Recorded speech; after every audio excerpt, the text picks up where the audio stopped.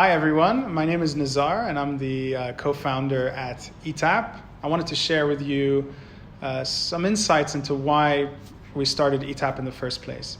So we realized that restaurants were completely underserved in terms of technology, and they didn't really have the tools to operate and be successful at these modern times.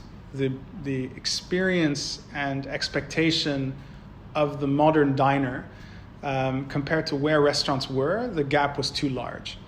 So we began the journey by building technologies for restaurants to acquire guests online through the use of online booking widgets and such.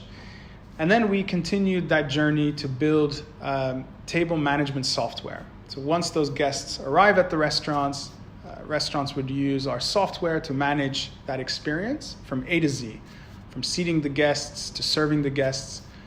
And when the guest departs, we would aggregate data to help restaurants understand their customers fully.